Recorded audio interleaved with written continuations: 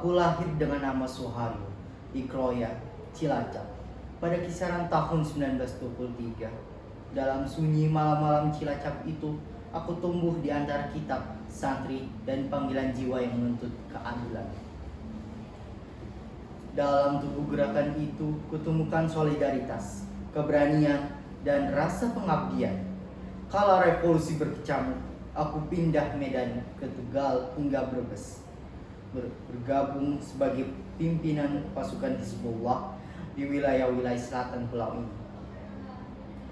Tapi perang diplomasi mengoyak ikatan perjuangan, perjanjian Renville, pembentukan garis-garis wilayah baru, penarikan pasukan Republik ke Jawa Tengah, semua itu menjadi luka bagi kesetiaan kami.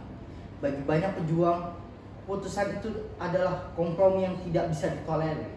Bagiku, ia adalah titik persimpangan.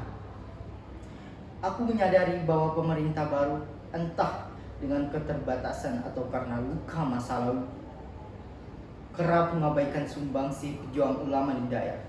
Kenapa suara kami ditekan? Kenapa pengorbanan kami hanya dianggap sebagai masa tanpa fondasi? Maka pada 23 Agustus 1949 di Desa Pengasaran, Tegal, aku mengumumkan bahwa kita bergabung dengan Gerakan Darul Islam pimpinan Kartosuwiryo. Aku diangkat sebagai Panglima Perang dan memimpin Batalion Syarif Hidayat Wijaya Kusuma di Jawa Tengah. Namun pergulatan itu tidak berjalan mulus. Konflik dengan TNI, tekanan militer, perpecahan internal, semuanya menjadi ujian. Hingga pada 20 Desember 1950, aku dan pasukanku menyerah di Tasikmalaya. Dan 2 hari kemudian, aku ditangkap di Cisayong. Aku dipenjara di Nusa Kambangan dan kemudian di tempat lain selama beberapa tahun. Saat bebas, dunia membentang. Aku pergi ke Amerika, Eropa, hingga akhirnya menetap di Korea Selatan. Berdakwah di sana, hidup sederhana, dan menjadi bagian dari masyarakat di tanah asing tersebut.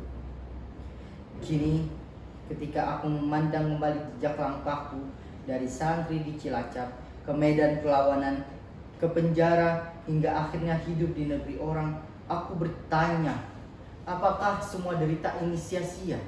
Apakah perjuangan atas nama Islam, atas nama kedaulatan jiwa bisa diterjemahkan oleh keadilan yang adil?